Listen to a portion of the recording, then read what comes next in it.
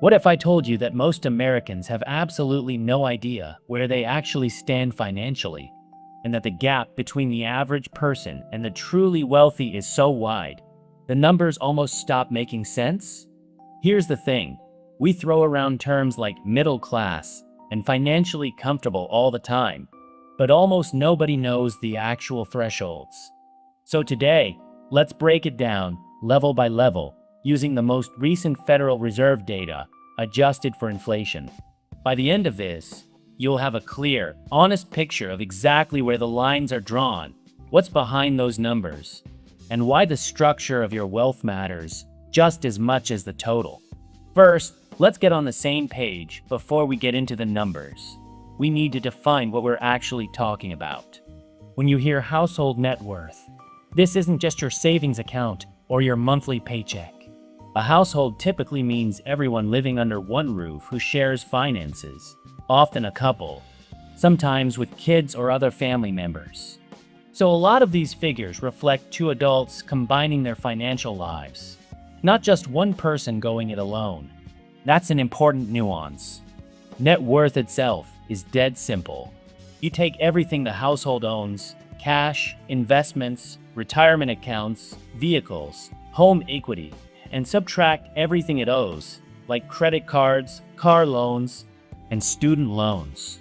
What's left is your net worth. Some people like to cherry pick what counts, but the definition is actually very clean. Everything you own minus everything you owe. That's it. Now, with that foundation set, let's look at the actual landscape. The starting point. The median household in net worth in the United States sits at roughly $192,000 to $200,000. That means half of all American households are above this number, and half are below it. Now, remember, median is not the same as average. Averages get pulled upward by billionaires distorting the math. The median gives us a far more honest snapshot of what a typical American household actually looks like financially. At this level, a significant chunk of that $200,000 is often tied up in a home. Strip out the home equity, and many households in this range have fairly modest liquid savings. Not a bad position to be in, but it does mean financial flexibility can be limited. One major emergency, one job loss, and things can get tight fast. The top 25%, around $600,000. Once your household net worth crosses roughly $600,000, you've entered the top quarter of all American households. Let's be honest, that sounds like a lot. And in raw numbers, it is. But what does it actually represent in real life? Here's the reality check. If you've owned a home in a major metro area for a decade or more, it's completely plausible that $250,000 to $350,000 of that $600,000 is just home equity. The house you've been living in and paying down for years has done a lot of the heavy lifting. The rest is typically spread across retirement accounts like a 401k or IRA, maybe a brokerage account, some cash savings, and a vehicle or two. So in practice, someone at this threshold might have a really solid net worth on paper, but still be working a regular job, budgeting carefully, and feeling very far from rich. That's not a contradiction. That's just what the top 25% actually looks like for most people. It's a strong financial position, especially if you're younger with decades of compounding ahead of you. But near retirement, the same total can feel very different depending on how much of it you can actually access and spend. The top 10%, around $1.7 million, now things start to shift, both in the numbers and in the structure behind them. At roughly $1.7 million in household net worth, you're in the top 10%. And what's interesting here isn't just the size of the number, it's what it's made of. At this level, households are usually older, further along in their careers, and have had more years to benefit from compounding returns. Home equity is still part of the picture, but it tends to be a smaller percentage, maybe 20 to 30% of the total rather than the majority. A larger share of their wealth is sitting in retirement accounts, brokerage portfolios, business equity, or other investments that are still actively generating returns. Why does that distinction matter so much? Because once your money is invested in assets that keep growing, your wealth starts to do more of the work for you. You're no longer as dependent on saving aggressively every single month. The momentum is already built in. This is also the level where financial stress doesn't disappear, but it does start to feel like a different game entirely. More margin for unexpected expenses, more flexibility in decision-making, and a much cleaner path toward long-term security. The top 5%, around $4.4 million here is where the math starts to get genuinely hard to wrap your head around. At roughly $4.4 million in household net worth, you're in the top 5%, and the entire story changes.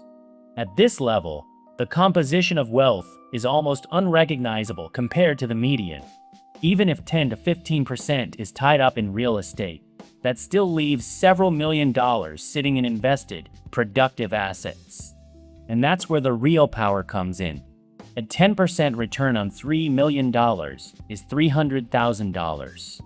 On $5 million, it's $500,000. In a single year, without working a single extra hour, without saving a single extra dollar, the wealth itself can generate more than most American households earn in income. That's not bragging, that's just math. And it's the math that explains why this level feels fundamentally different from anything below it. Now, remember, the lifestyles people live at this level vary enormously, but what they all share is optionality, the ability to make decisions based on what they want rather than what they can afford. The compounding becomes powerful enough that if spending stays reasonable, the wealth can keep growing even as it's being used. The top 1%, around $13 million, the top 1% starts at roughly $13 million in household net worth. And reaching this level almost never happens through a single salary, no matter how large. In most cases, it's the result of a combination: high earnings over many years, exceptional consistency in investing, business ownership, stock compensation, real estate gains, inheritance, or some mix of all of the above. What if I told you that someone investing around $60,000 per year into the S&P 500, earning an inflation-adjusted 7% return, consistently for a full 40-year career, could realistically end up in this neighborhood? That path exists. It's usually dual-income households with high savings rates and very few financial disruptions over decades. But it requires an unusually rare alignment of income, discipline, time, and circumstance, which is exactly why this group is so small. At this level, compounding becomes almost absurd in its power. A $10 million portfolio growing at 10% adds roughly $1 million in a single year with zero new contributions. That's the kind of momentum that most wealth-building strategies at lower levels are quietly trying to build toward, just at a much smaller scale. What the numbers are really telling you here's the takeaway that matters more than any single threshold. The same net worth number can represent two completely different financial realities depending on how it's structured. A household with $800,000 in net worth where 90% is locked in home equity is in a very different situation than a household with $800,000 where most of it is invested in diversified assets. The total is the same. The flexibility and growth potential are not even close. The composition of wealth, what it's actually made of, tells a deeper story than the headline number. As net worth increases across these tiers, the biggest shift isn't just the size of the balance sheet. It's the move away from relying on income and savings, and toward wealth that compounds and grows on its own. That shift, more than any dollar amount, is what creates real financial flexibility. So where do you actually stand? And just as importantly, when you break down your own net worth, what's it actually made of?